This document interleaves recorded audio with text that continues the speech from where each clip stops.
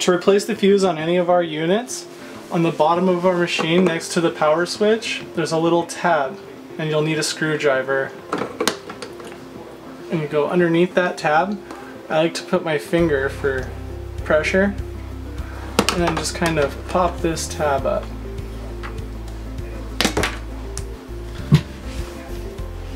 And then out comes your fuse. And then just remove your fuse,